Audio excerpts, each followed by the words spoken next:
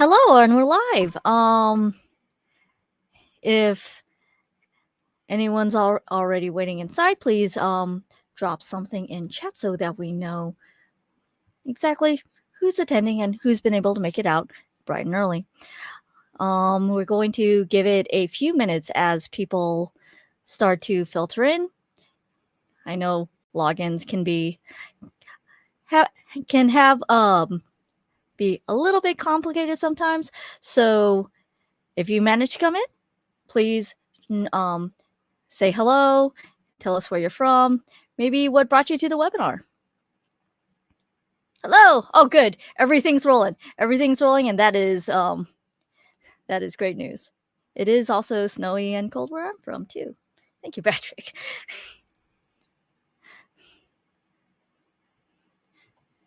Good morning, good afternoon, and good evening, depending on where you are logging from.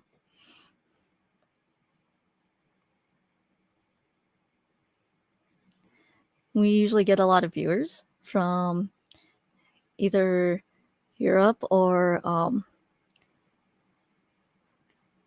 Europe, India, and Pakistan. So whenever it's morning for me, it's usually evening for everybody else, and that's just why I kind of roll with it.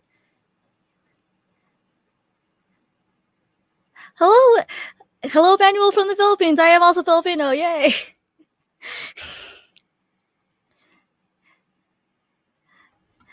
Hi, everyone who's joining. I'm so glad to see everybody today. As everyone's filtering in, just a quick heads up. My name is Amy. I work for DigitalOcean. This is Stanimira from MongoDB, and we'll be your host this morning, afternoon, or evening. Hi, everyone, and thanks for having me here today. Yeah, we usually get a pretty good crowd. They're usually very engaged. So if you have any questions that come to mind, please feel free to drop them in the chat. Hopefully they'll be answered within the course of this webinar. And if they are not, we will collect them, hopefully have time to answer them during the course over the next hour. And if not, we will certainly get to it in following material.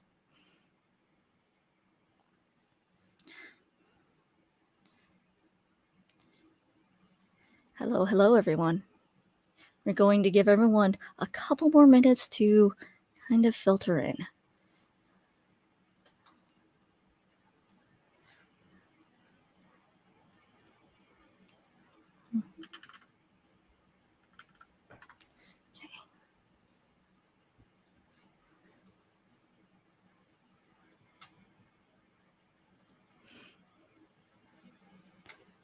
Okay.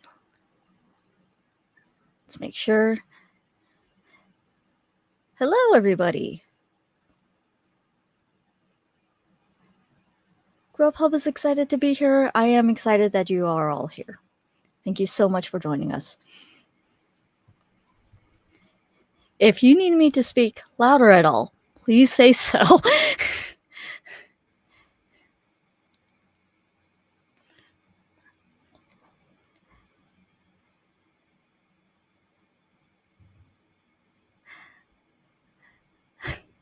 Hello, Justin from Illinois. I am actually in Chicago. We are probably on opposite sides of the state.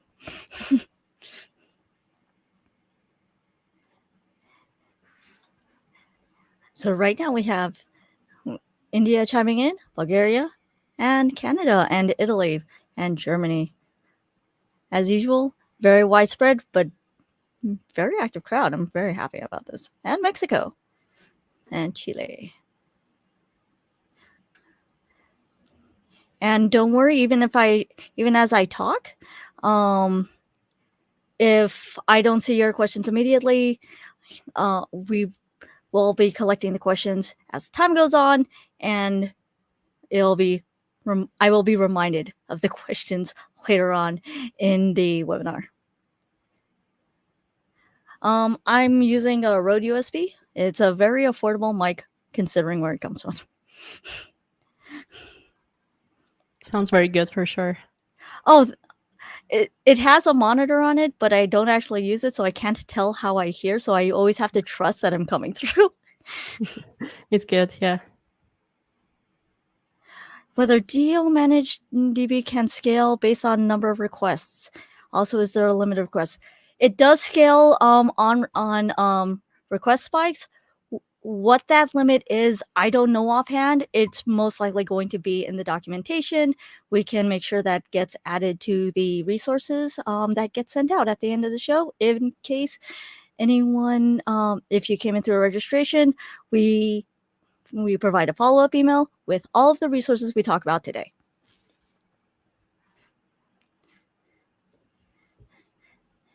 All right. I think we've given enough time. Anyone who wanders in, again, questions are always welcome, so we can go over any material. It's going to start out just a lot of level setting, and then we'll go into managed services, and then we'll get to talk to our lovely guests. We have more than one today. So let's get started with the actual material. No audio issue, always good. I'm sorry there's an echo. I'm not doing any audio output right now, so I can't really tell, and I cannot fix that. I deeply apologize. So No, he let's says get. there is no echo, so you're That's good. good. Hopefully, it's an intermittent issue. That's the thing we can always hope for, kind of. But yeah, we'll get started. We're going to be talking about migrating to Managed MongoDB, what that means, and what that can do for you. As I mentioned when we just went live, my name is Amy Rambo Negrete. I'm a developer advocate here at DigitalOcean. I do a lot of work with managed services, mostly with functions and our PaaS platform, but also I have used many databases over my life. I've been around for 15 years or so doing this sort of thing. And our guest speaker for today is Stanimira from MongoDB, and I'll let her introduce herself. Hi everyone, yeah, I work at MongoDB. I'm a developer advocate as well. I've been in the company for a couple of years now. And yeah, probably not the best person to convince you that MongoDB is the best database out there. But Amy can say that I'm right. But yeah, what else can I say? I work a lot with our partners, including our lovely partners from DigitalOcean. And I'm really excited to show you today our common solution that we have, the managed MongoDB service that is available on DigitalOcean that we have built together and that is verified by MongoDB. So if you're wondering if it's any good, then we have this stamp of approval on it. Yeah, we like to work closely with our partners, not just to keep things up to date, to make sure that everything is a consistent experience, which I've worked with enough products over the course of my career to know that doesn't always happen. So it's always good that when someone comes in and say, yeah, that's actually how it's supposed to work, it's like, great. So this is what the next hour is generally going to look like. We went through our introductions. We're going to go over just getting started with what Mongo looks like and what it's good for. We're going to compare doing things over a self-managed instance versus managed MongoDB. We have a few demos in line showing how to stand something up within our managed MongoDB service and how to test it. We'll have another chat with Stanimira. If you have any questions and you put them in chat, then this is a good time for us to answer. And then hopefully we can give you a little more insight. We also have other questions, so if no one comes up with any, don't worry, I have plenty. We're also going to discuss the tools in migrating to MongoDB, and we also have a chat with one of our customers, Manuel, who's also here to talk about his use cases over at Sportality. And then we'll do a quick reminder because it's going to be a lot of material, and we don't want anyone kind of forgetting towards the end everything that we've discussed. So, yeah, we'll get started. So what is Mongo? Mongo is a document database. It uses JSON-like documents, which are a type of key value store where you're actually allowed to use more data and use larger data structures than you would a standard key value store. It's known for flexibility and its scalability because of your ability to just put things in it, which is what it's actually very good at. It also has certain built-in features like security. It supports RBAC and queryable encryption and client-side field level encryption. It's also flexible because it does both structured and unstructured data. If you use a standard key value store, you're going to run into problems trying to do structured data. Excuse me, and you aren't trapped with the restricted columns like you would on like a MySQL database.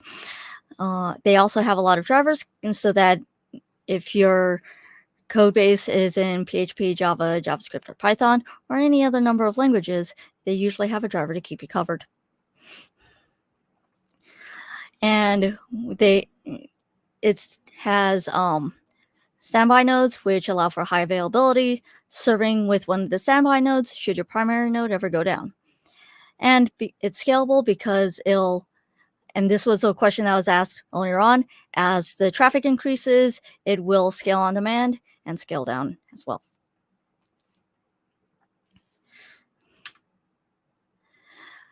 So there are two ways to be able to use MongoDB. One is self-managed. That's when you launch your own notebook to build a proof of concept. You have to provision your own services and do your own maintenance. When you're using a managed service, the cloud platform, DigitalOcean, handles backups, updates, and security. This is what DigitalOcean calls the iceberg of self-managed services. All of the things you genuinely want to focus on, that's application development and performance optimization, that's all on top, the things you can see and the things you can really interact with.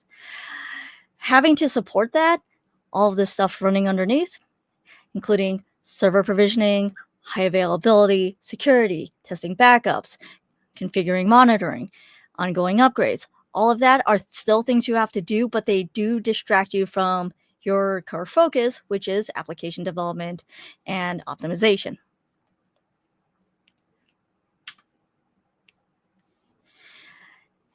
So there are other challenges because of this, including the high total cost of ownership, because you have to manage all of those. You don't have to worry about just infrastructure costs. You also have to worry about staffing costs, having an infrastructure team with a proper level of expertise in order to maintain the databases and optimize them as you need them. And because you are responsible for your own updates, you can run into business discontinuity where you have unsupported versions in production that result in outages and security vulnerabilities. If you're running managed, the thing that I always like about using managed services, I've been an app developer for a real long time. I don't like having to concentrate on that when I'd rather just be pushing code and watching data like traverse back and forth. That's my focus. That's the thing. That's where my passion is. And that is honestly where your product and where your business is. That's where you should be focusing your time. So why use managed? On DigitalOcean, we provide free daily backups. You get 7 days worth of free daily backups for point-in-time recovery. We also provide standby nodes to support that high availability. We do the automatic updates of the underlying Mongo software so that we update the clusters automatically. That keeps them stable, and that minimizes the disruption to your business. And we also do the scaling on request spikes so that as your traffic increases, it's easier to scale. Again, we want to minimize the impact of your business performance actually affecting your software.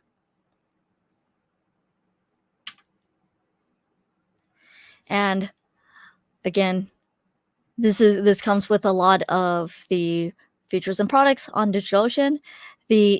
As you'll see through the demo, it is simple and very readable to be able to stand up one of these managed database clusters without having to get lost in the configuration.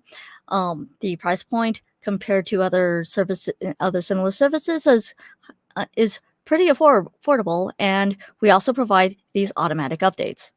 We also have developer support as well as more Premier support if you find yourself working on these things a lot, and they are great at helping you out. We also have a really strong community that also is good at answering questions. And finally, the Managed MongoDB product is provided at every single one of our regions. So that covers the North America and European and APAC regions.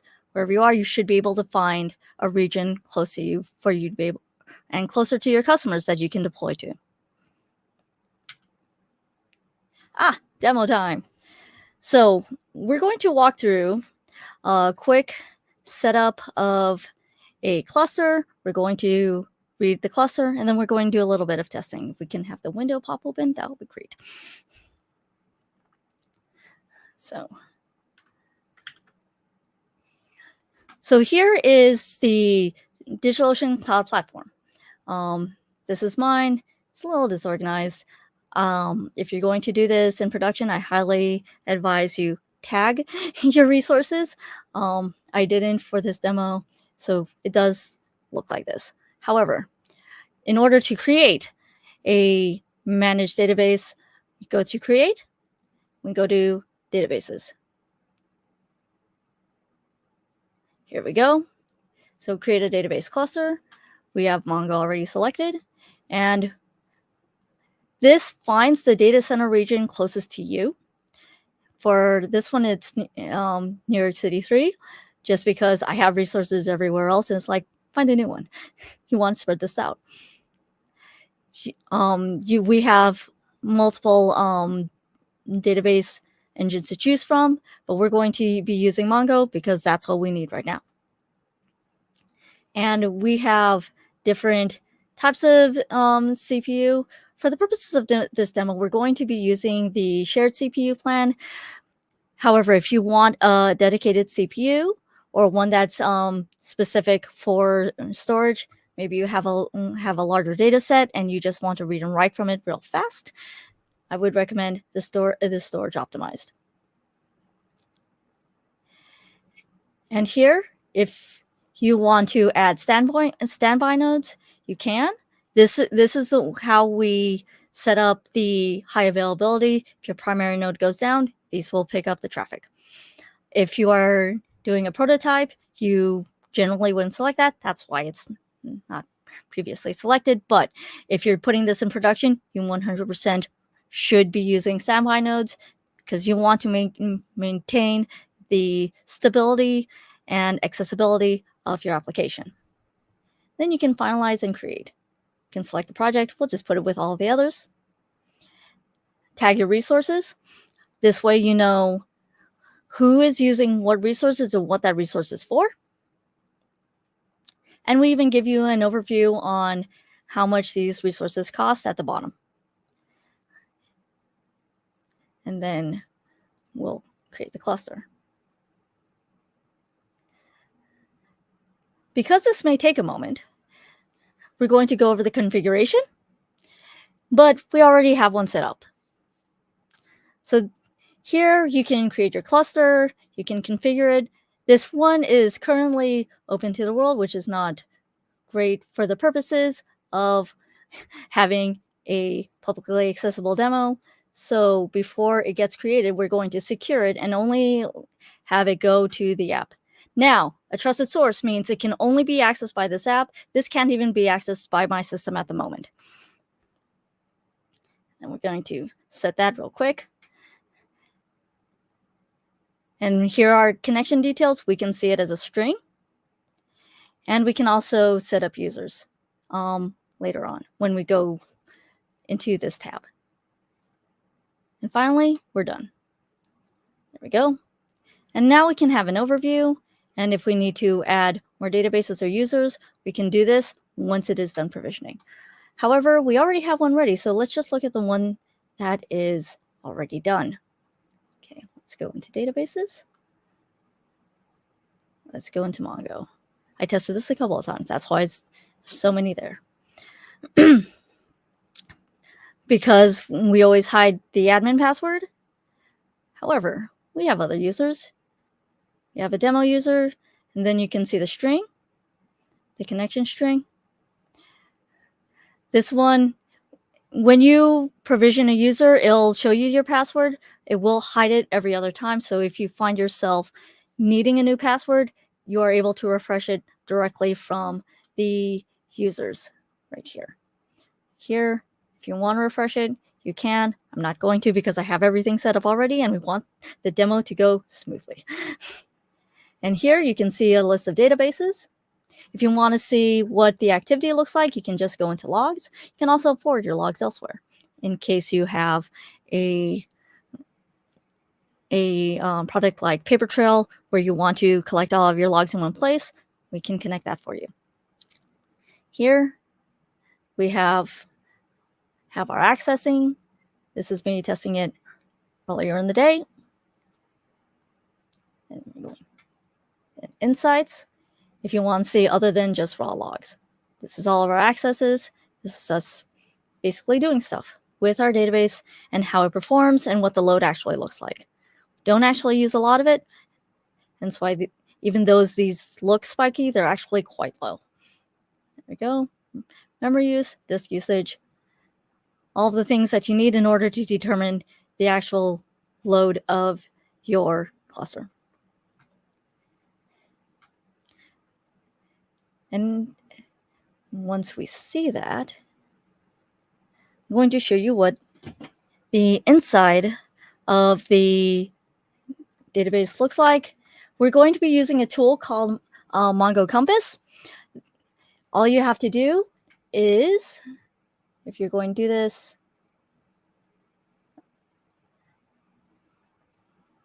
let's see. So here is your connection info.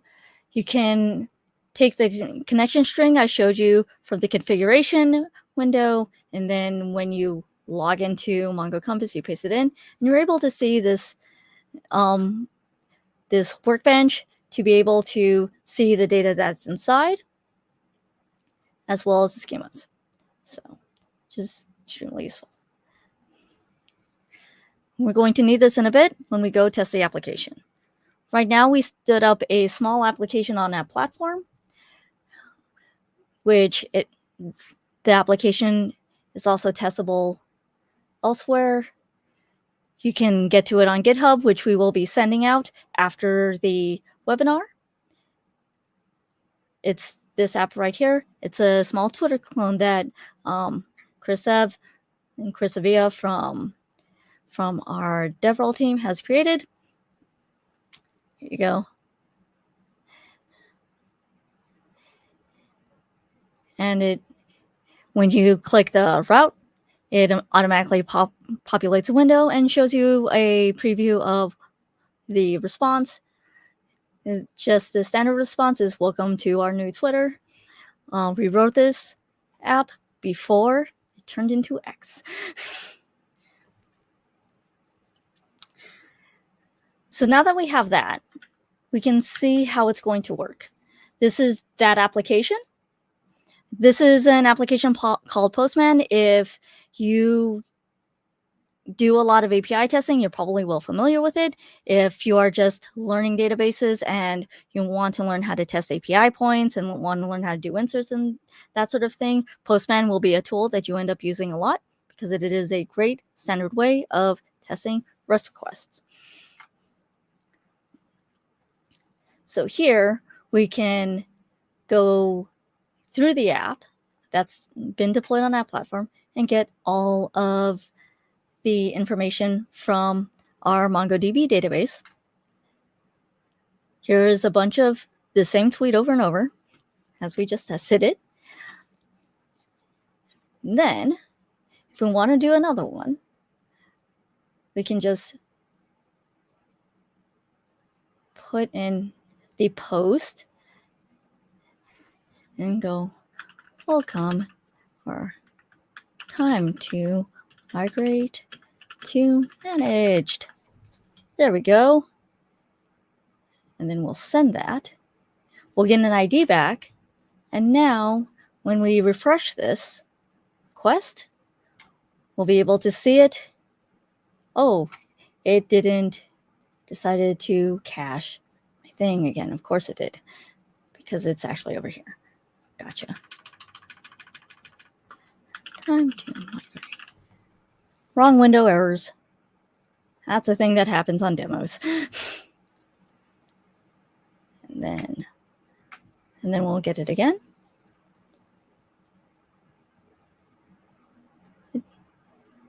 There we go. Time to migrate. It refreshed. There we go. Oh, live demos. Everything is fine. But because you can see it there, if we go back here and we refresh this window, you should see both tweets that we just added. And then, let's see. Is this refresh? Okay. Documents. Come on.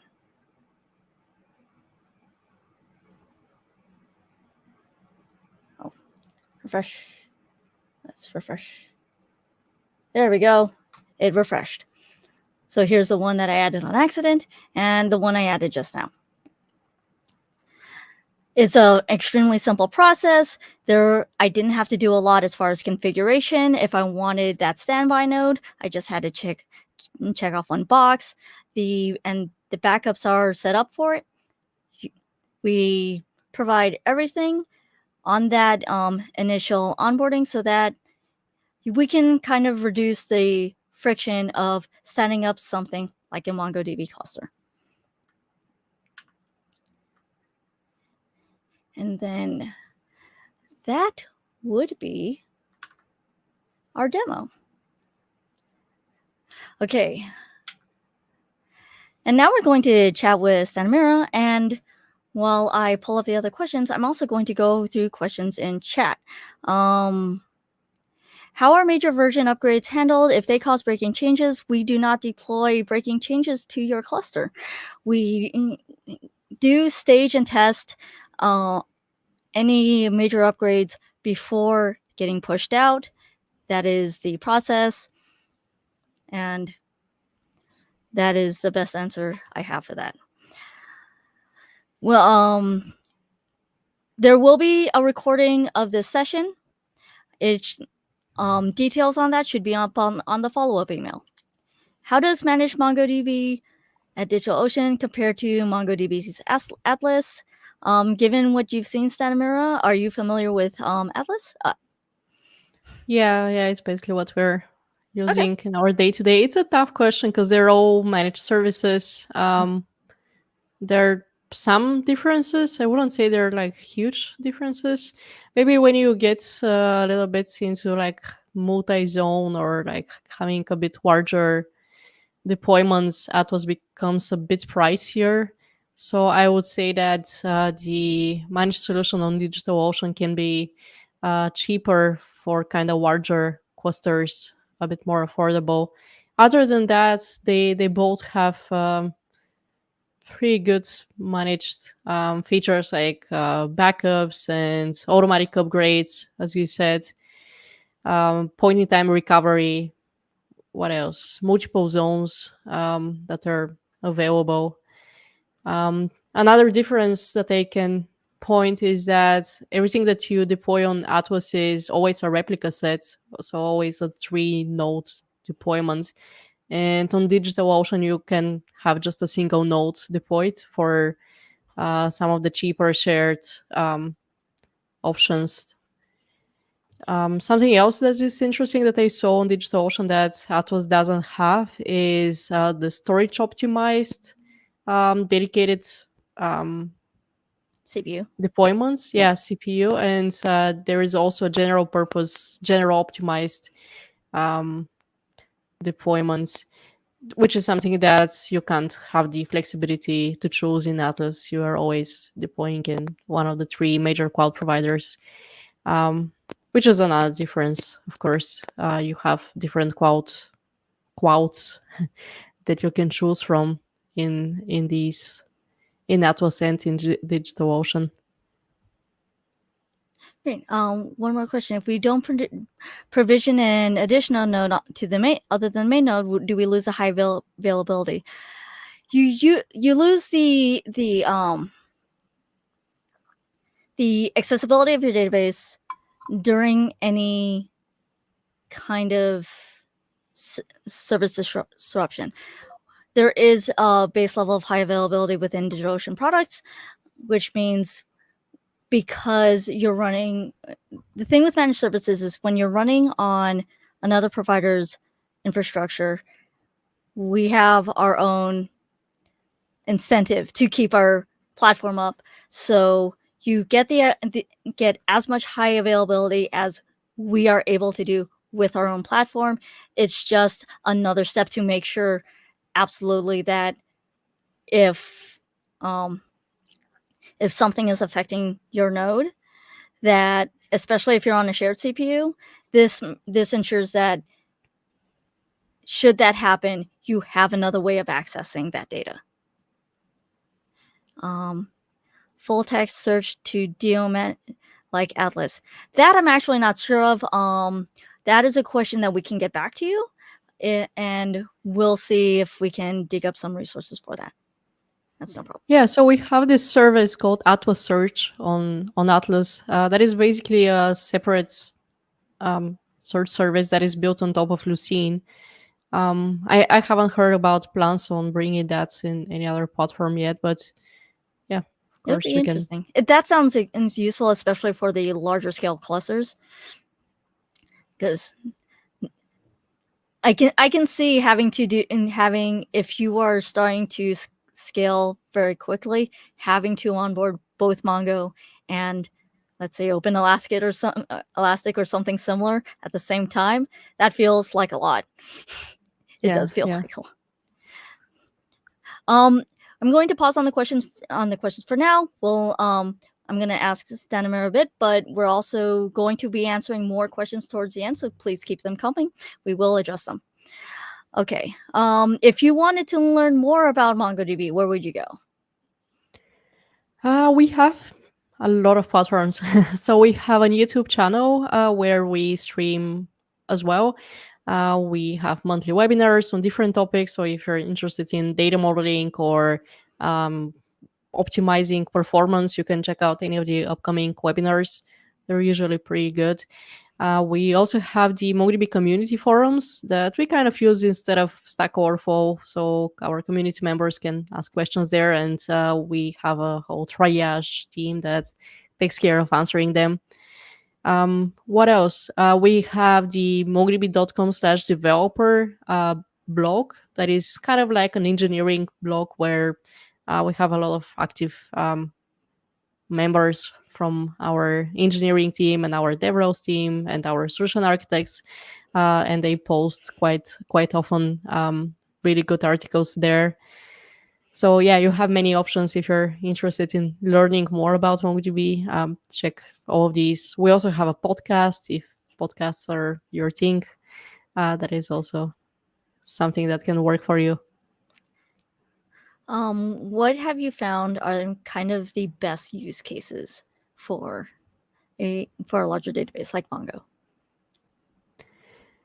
So we are always saying that MongoDB is a general purpose database. It can handle relational data as well as non-relational data. You can do joins if you want to. You can also have very large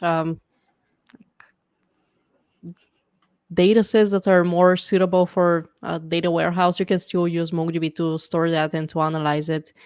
So yeah, there's many use cases that are covered, and we have a lot of customers that are coming from all different sorts of industries and use cases and are choosing a document database even though it might not be the traditional choice for their use case.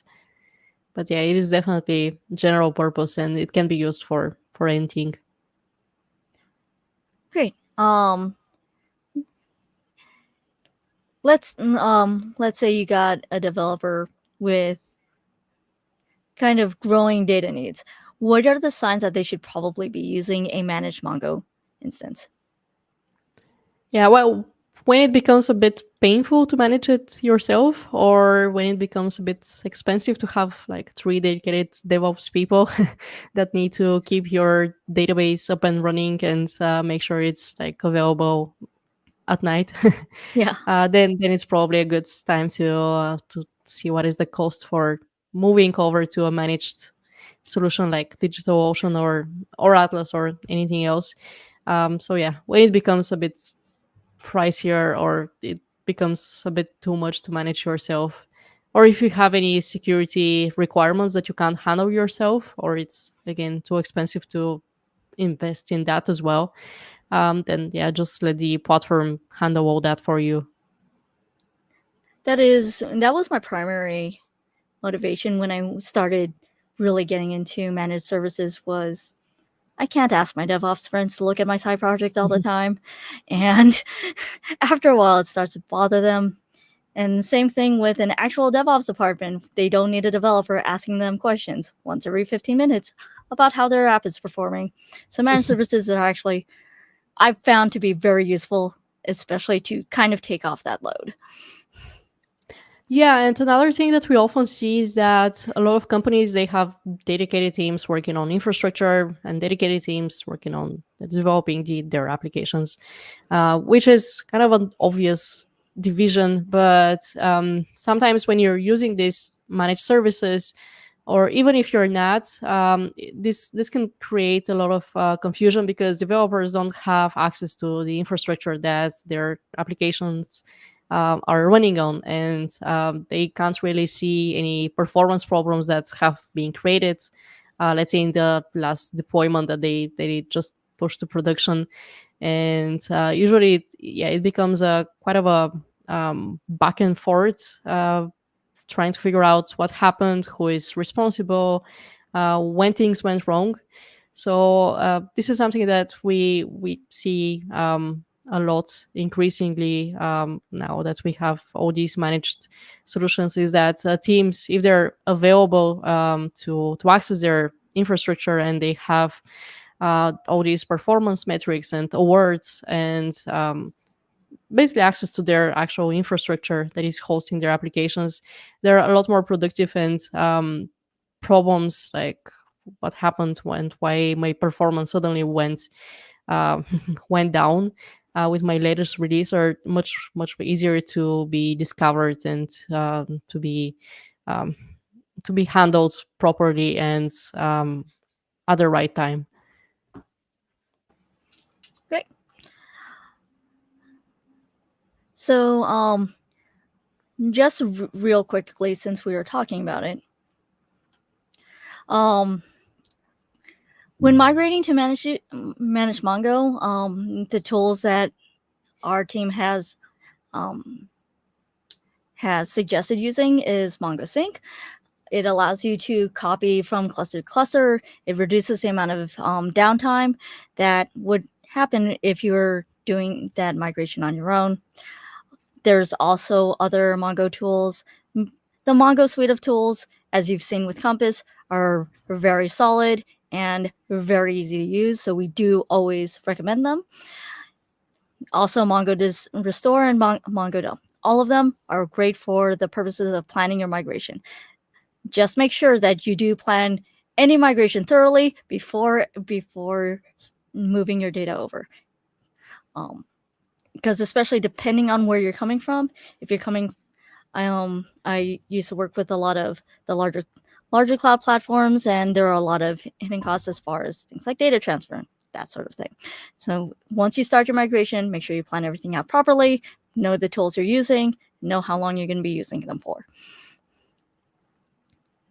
And continuing, thank you much, Sanamira. Let's let's bring Perfect. Emmanuel up so that we can talk to our customers.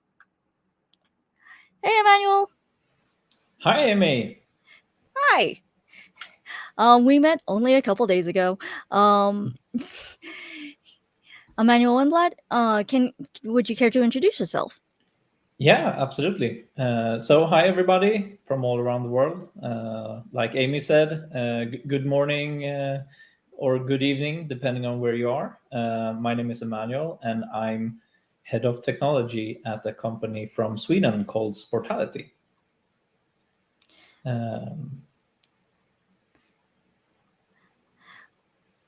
Excuse me, I'm so sorry. But yeah, so can you tell us a little bit about your company and how you find yourself using Mongo? Yeah, absolutely. So we've been DigitalOcean customers for quite some time now. I actually went in to clean up some old droplet snapshots earlier today and realized that we had snapshots from like 7 or 8 years ago.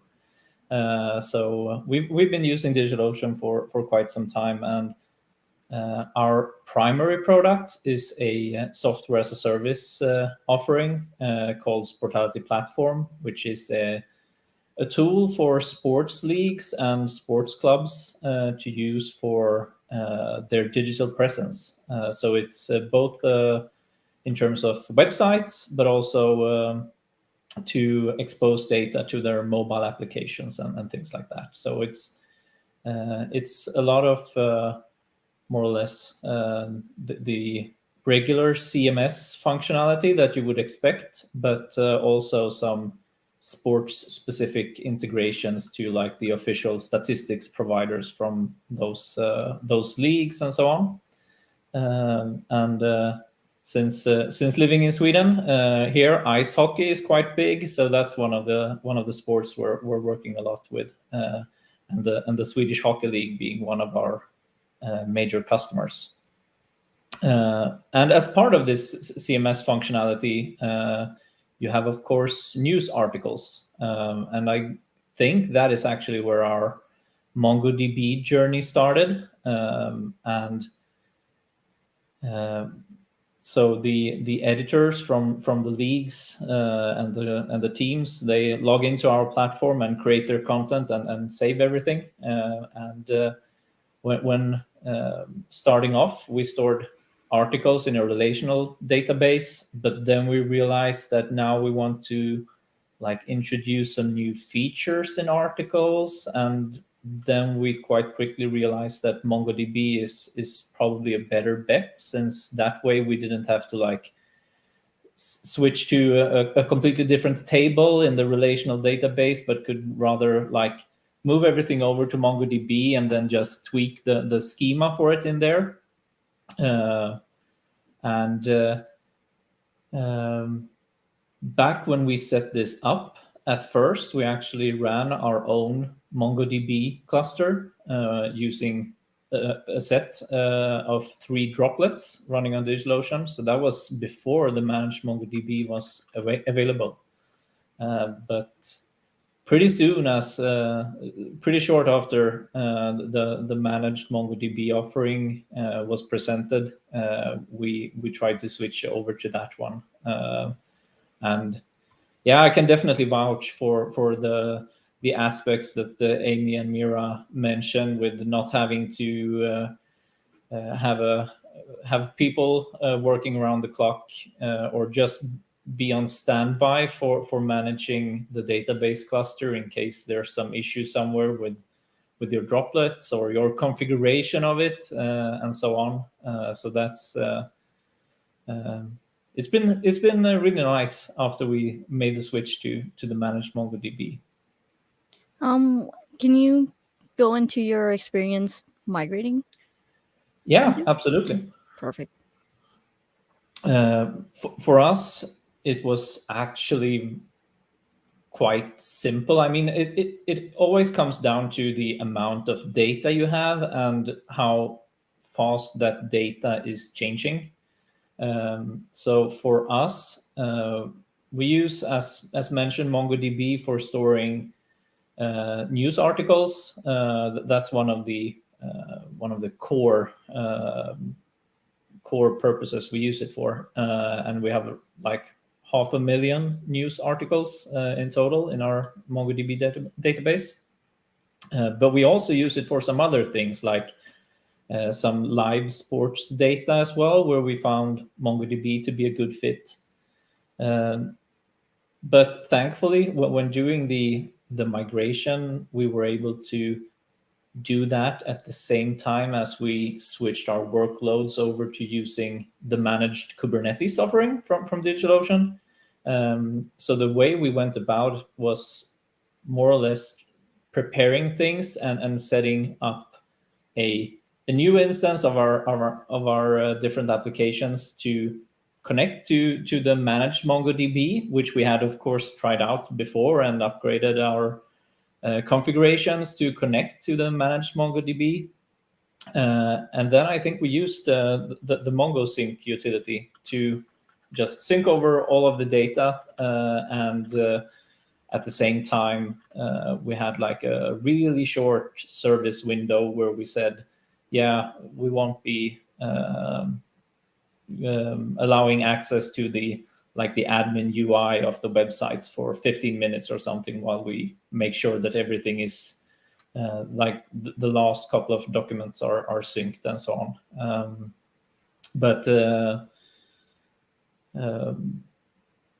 I mean, it's hard to recall all of the details since it was quite some time ago we did this. But I guess it's a good thing that I can't recall the details, because if it was a hard thing or something, it wasn't horribly traumatizing. No, exactly. Then I would have remembered it. Yeah. So, yeah, I've had those too. Yeah. So I'm glad that it went so smoothly that it didn't create a core memory for you. So now that we have a customer here and we have Stenmer, we're going to answer the last of the chat questions. Let's see. Forwarding logs. I did look it up. It turns out that's a feature of that platform. I'm used to handling application logs. Again, I am an application engineer. That is my focus. If you handle all of your accesses to Mongo through app platform, then you can do log forwarding. That is how you do that. Let's see. If you are using a managed database on that is using the MongoDB engine on DigitalOcean, that is the option that we are talking about in this webinar. So you are probably already using it. How easy is it to transfer clusters from Atlas to DO and vice versa? Well, our discussion was specifically about going from self-hosted to going to managed. Do you know what that migration out of Atlas is like? Stemmer? Yeah, I think you can still use the cluster-to-cluster synchronization in the exact same way. I do so like basically, you set up the source and the destination, and it will keep syncing until you stop it. And at some point, you can just switch over to the new version and it's great. start using it. Yeah. I do like that the Mongo tools are that easy and that thorough to use. Especially some of the workbench stuff, they aren't always as easy to use because they're more into the granularity instead of the usability aspect of it. But that sounds an extremely simple way of doing that. It's also good if you want to do a hybrid cloud structure for your data. If that was the thing that you intended to do, that's a business decision that you'll have to make. Okay. Are there any plans? We answered that one. What is the big difference between shared CPUs and dedicated ones? It is not a performance issue. It is more of a noisy neighbor issue where due to what types of data that you have, you may not want to have that being shared on with the infrastructure of someone else. So we dedicate essentially that space to you. So overall, we have the same performance, but they're not guaranteed depending on the load. That I'm not so sure about. I can look into that after the fact, and then we can. If you already have a solutions engineer on your account, that's a question I would ask them. But this is mostly for the dedicated aspect of it, with the exception of the storage optimized ones, which are made specifically for the read-write speeds going to your storage. I don't think the stream is down. The ticker is going, so I'm going to assume that we're still connected. If there is, I'm going to look at any start comments, make sure we covered all of those. Yeah, so we covered everything, and I believe I covered all of the questions I wanted to ask our lovely guests today. If you do have any more questions, you can feel free to ask us on X, formerly Twitter, and we also have a lot of other resources. And just to review everything we've covered, if you're doing self-managed, this actually goes back to one of the other questions. You're in charge of your server provisions, your high availability, your monitoring, and any disjointed total cost of ownership and issues arising from any unsupported versions. Any versions that we have on Mongo that's up will be updated by our team and will always be supported. And if these are responsibilities you can offload to DigitalOcean, and then we can take care of that for you as part of this service. If you have any more questions, you want to see that tutorial again that we ran through earlier in the webinar, you can go to docs.digitalocean.com and then go search our MongoDB product. It will cover our managed database selection. It does have the getting started that I walked through. The GitHub repo for the application will be also shared through our follow-up emails, and as well as any of the tools we discussed, there will be links to Mongo Compass and the repo and this link as well through our follow-ups. Yes, just making sure that we get everything out. And yes, this will be recorded. This will be shared later after this is over. So if that is all, have a great evening, afternoon, and morning to everyone who is watching. I hope it was educational for everybody, and happy building. Thank you.